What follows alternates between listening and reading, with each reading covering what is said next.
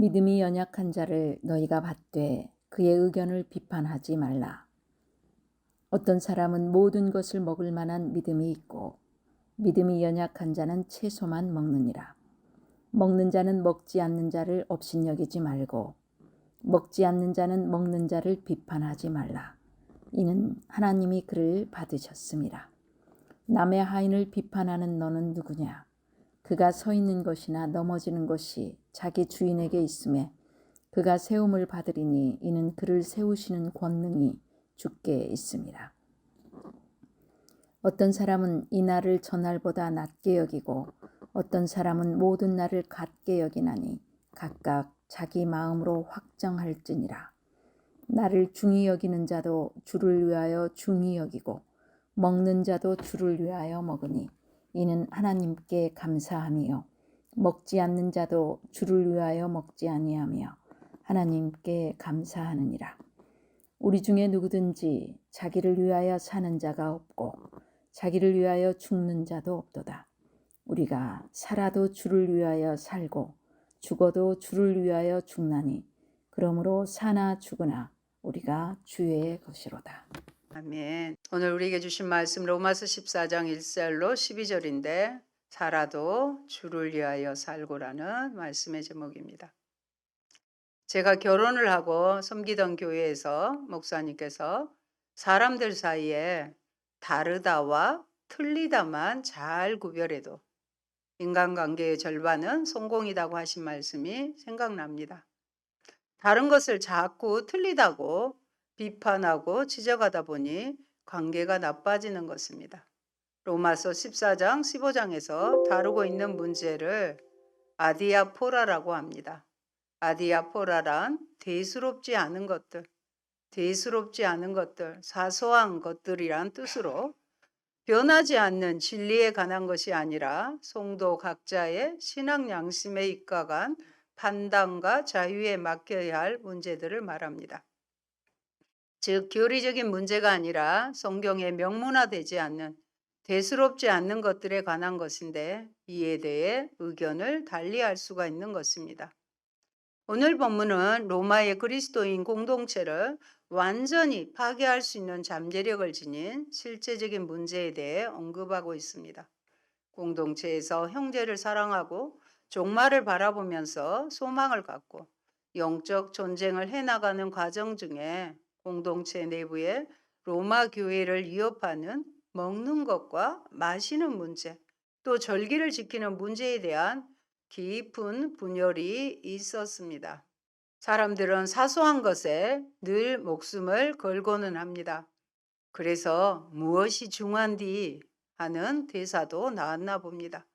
이 문제들은 근본적으로 그리스도인의 자유에 대한 것이었습니다.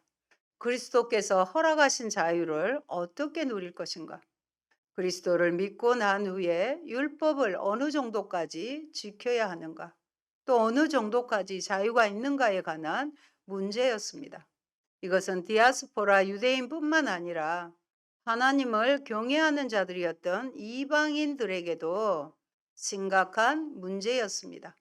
그들이 유대교로 완전히 개종하지 못했던 이유가 율법의 핵심적인 세 부분, 할례, 음식, 안식일을 완전히 지키지 못한 데 있었기 때문에 그들은 율법으로부터 자유로운 복음이 자신들에게 전해졌을 때 그것을 아주 기쁘게 받아들였습니다. 그런데 그리스도를 믿고 난 후에 율법이 다시 문제가 된다면 그들이 겪었을 어려움은 상상이 되고도 남습니다. 그리스도를 믿고 난 후 어디까지 율법을 지켜야 하고 어디까지 지키지 않아도 되는 것인지가 분명해지지 않았기 때문에 문제가 생긴 것입니다. 그리스도를 믿은 후에 율법의 기능을 어떻게 생각했는지에 따라 나누어진 것입니다. 14장의 내용은요. 1절에서 12절은 약한 자가 주된 주제입니다.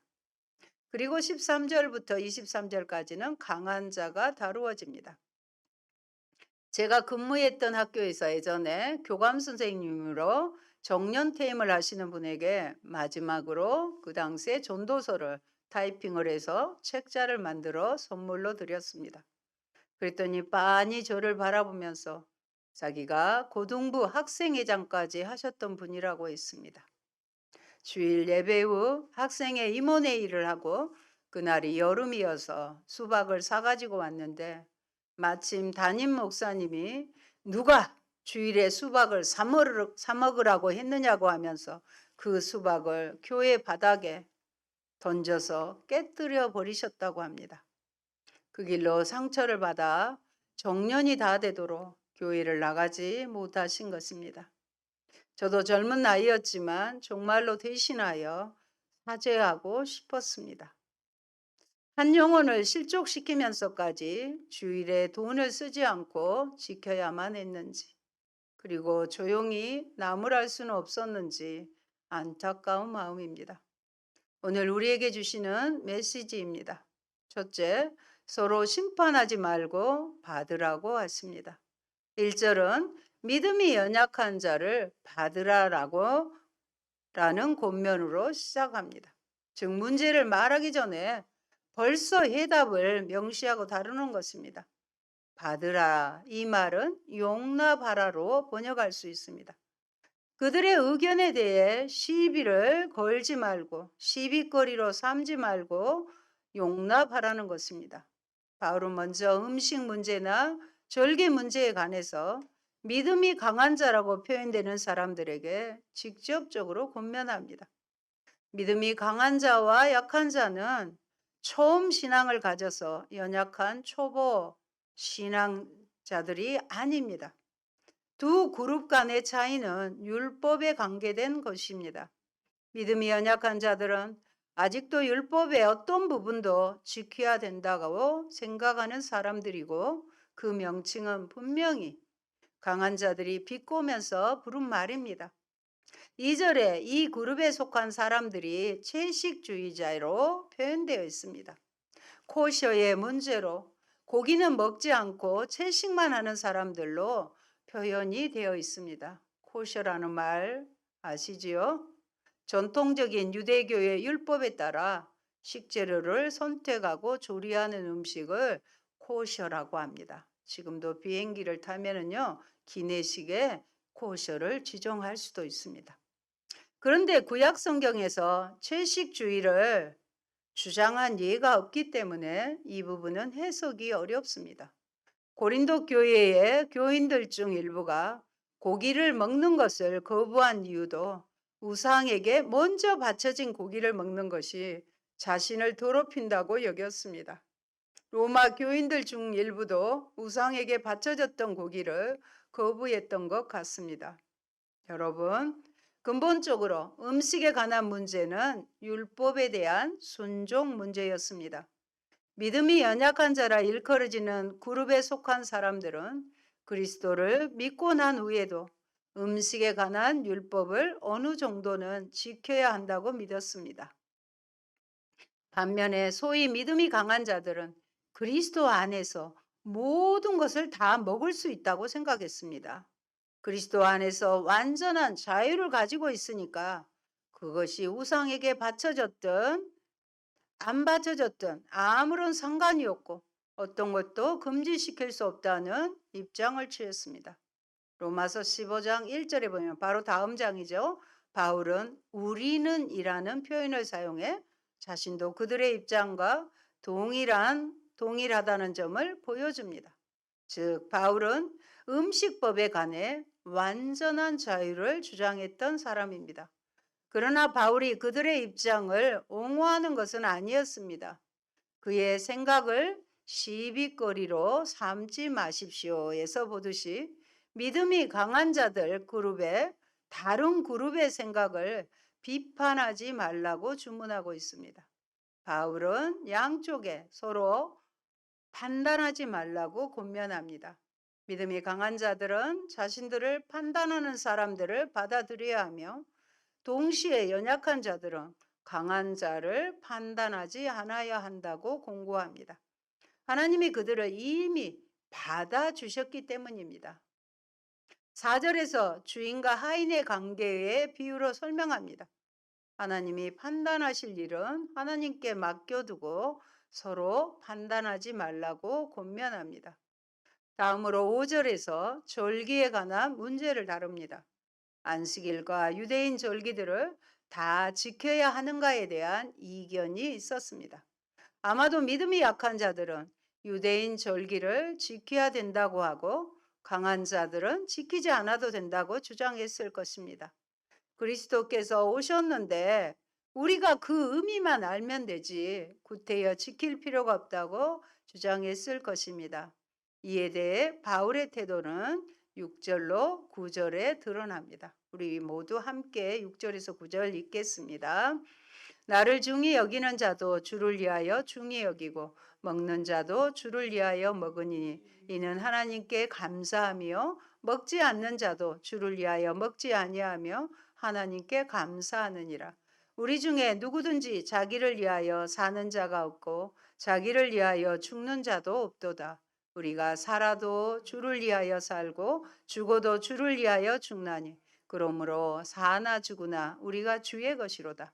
이를 위하여 그리스도께서 죽었다가 다시 살아나셨으니 곧 죽은 자와 산 자의 주가 되려 하심이라. 아멘.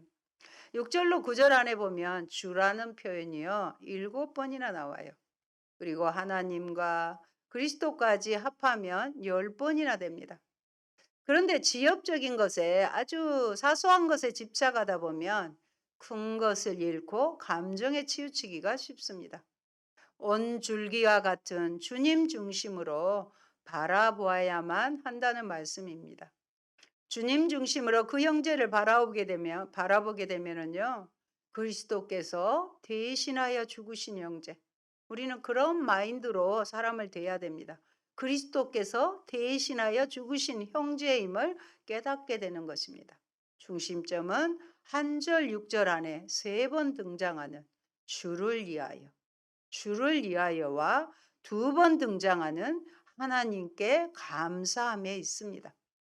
어느 한날을 특별히 중요하게 생각하는 사람도 주를 위하여 중히 여기고 아무 것이나 가리지 않고 먹는 사람도 주를 위하여 먹으며 먹을 때 하나님께 감사를 드리면서 먹고 꺼림칙하여 먹지 않는 사람도 주를 위하여 먹지 않으며 또한 하나님께 감사를 드린다는 것입니다.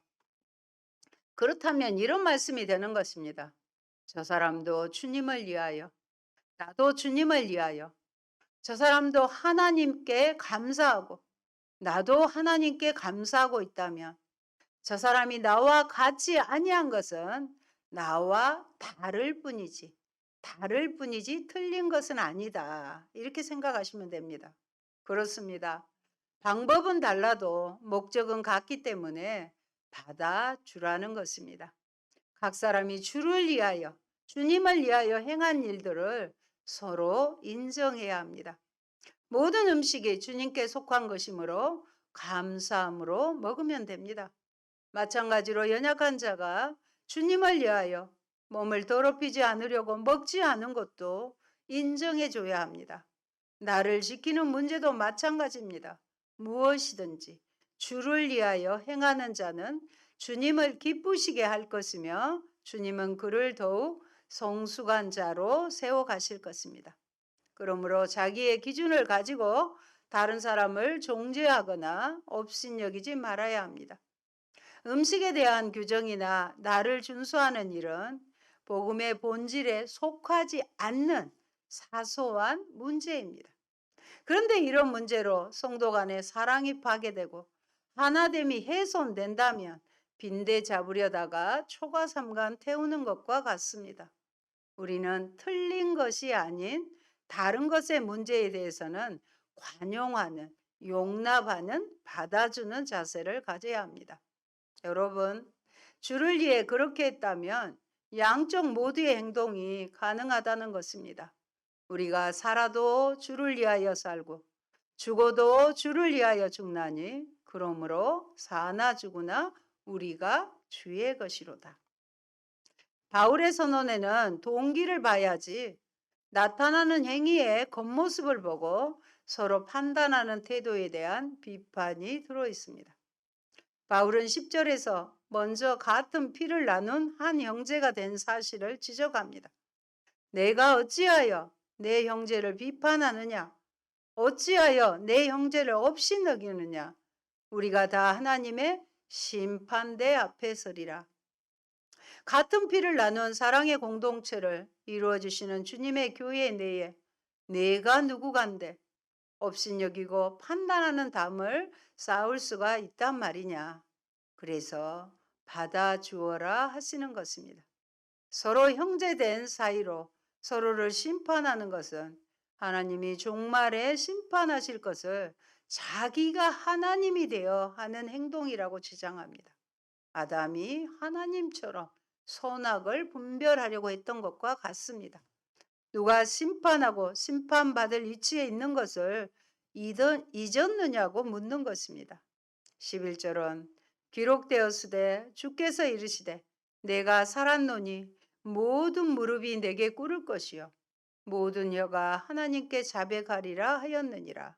이 말씀은 이사야 45장 23절을 인용한 것입니다. 마지막에 모든 사람이 하나님 앞에서 심판을 받고요. 그 앞에 무릎을 꿇고 혀로 고백하게 될 날을 그리고 있습니다. 그 심판의 때가 아직 오지 않았고 종말에 하나님이 심판하실 일에 대해 지금 우리가 마치 심판주처럼 행동할 수 있는지 반문합니다. 오직 하나님만이 판단하실 수 있는 분이라는 것을, 또 모든 것이 그때가 되어야 드러나게 된다는 것을 환기시킵니다. 며칠 전에 제가 차를 타고 가는데 날씨도 추워지고 햇볕도 따갑지 않은데 어떤 사람이 양산도 아닌 우산을 쓰고 가는 모습을 보았습니다. 그래서 저렇게까지 얼굴을 태우지 않으려고 하는가? 그러면 모자를 쓰던지 하는 말을 제가 했습니다. 그런데 그 사람의 형편을 모르고 판단을 했구나 하는 마음을 주셨어요. 나와 아무도 상관이 없는데 그저 넘어가지 못하는 성격 때문이었습니다. 햇볕 알레르기가 있어서나 시력 보호를 위해 쓸 수 있겠다 싶은 생각이 났습니다. 예수님은 너희가 선생이 되지 말라고 했는데 오랜 선생님 덕분인지 잘못된 것은 바로 잡으려는 것이 저에게 많습니다. 다행히 표현을 했을 때 상대가 받아들이면 괜찮은데 서로 반박을 하면 마치 다툼을 하는 것처럼 보이기도 합니다. 일단 상대에게 표현을 하되 받아들이지 않으면 모든 걸 아시는 주님이 아시니 주님께만 아뢰면 될 것입니다. 그리고 주일 성수를 강조하다 보면 다른 날들, 즉 월요일부터 토요일까지가 소홀해지기가 쉽습니다. 그래서 어떤 분은 주일 중심에서 매일 중심의 신앙을 강조하기도 합니다. 그런데 문제는요, 나라는 자아가 살아있기 때문에 자신의 의견과 주장만을 고집하다가 주님 중심의 신앙이 자신도 모르는 사이에 자기 중심의 고집으로 변질되어 버리는 데 있습니다. 이런 사람은 자신의 주장이 관철되지 아니하며 굴욕과 패배감에 빠져버립니다. 그래서 교회 내에서는 불화와 분쟁에 싹이 트게 됩니다. 그러면서도 스스로는 하나님을 위한다고 생각합니다. 10절에 보면 우리가 다 하나님의 심판대 앞에 서리라 하는 엄숙한 경고를 명심하십시다. 우리가 심판대 앞에 섰을 때에 형제를 비판하고 업신여겼던 일들이 정당화될 수가 있다고 생각하느냐는 말씀입니다. 12절에 보면 이러므로 우리 각인이 자기 일을 하나님께 짓고 하리라는 결론으로 끝맺고 있습니다. 사랑하는 여러분, 형제를 비판하기 전에 우리가 언젠가는 하나님 앞에서 우리가 행할 일을 다 자백하게 될 것임을 기억해야 합니다. 우리가 얼마나 제한된 지식으로 형제를 비판했는지 그때 다 드러날 것입니다. 얼마나 이타적인 사랑이나 하나님을 향한 사랑 없이 지체를 실족하게 했는지도 다 나타날 것입니다. 오늘 하나님을 우리 앞에 모시고 산다면 또 내 안에 그분이 살아계신다면 그분의 기준에 비추어 내가 얼마나 하나님의 눈 감아 주시는 은혜 때문에 받아주시는 은혜 때문에 여기까지 올 수 있었는지를 성찰한다면 오늘 지체를 진심으로 이해하고 받아줄 수 있게 될 것입니다. 참다운 예배는 약한 자를 받고 그 약함을 비판하지 않는 마음으로 드리는 예배입니다. 상대방을 평가하고 비판하는 일 역시 주를 위하여 해야 합니다. 그리고 나도 언젠가 주님 앞에서 자백하게 될 날이 올 것임을 염두에 두고 살아야 합니다. 연약한 나를 받아주신 주님의 은혜를 생각한다면 우리는 한없이 자비로운 사람이 될 수 있을 것입니다. 이제 예수 그리스도는 죽은 자와 산 자 모든 만물의 주님이십니다. 그리고 그리스도 안에서 구원받은 주님의 교회는 모두 자기 자신이 아닌 우리 주 예수 그리스도를 위해 살아갑니다. 그러므로 우리는 결코 서로를 판단하거나 정죄할 자격도 고난도 없습니다. 서로를 받아들이고 서로를 자신과 같이 사랑하고 서로를 위해 기도하며 서로의 필요를 채우고 섬겨야 합니다. 교회 안에서는 다양한 사람들이 있습니다. 내 구미에 맞는 신앙 스타일을 가진 사람만 있지는 않습니다. 내가 가까이 하기에 힘든 신앙의 모습을 가진 사람들도 있을 수 있습니다. 또한 성경에서 명확한 답을 찾을 수 없을 뿐만 아니라 내 신앙으론 도저히 받아들일 수 없는 신앙생활을 하는 사람들도 있습니다. 이들을 만날 때 여러분은 어떻게 하십니까? 그들 역시 주님의 존귀한 자녀이며 골육이며 한 형제란 생각을 하십니까? 아니면 여러분의 잣대를 가지고 그들을 판단하고 비판하십니까? 본문은 우리에게 분명히 교훈하고 있습니다. 형제를 판단하지 말고 그들을 받으라고 영접하라고 말입니다. 이것은 주님께서 명하신 이웃 사랑의 실천적인 한 덕목입니다. 사랑하는 성도 여러분, 생각해 보십시오.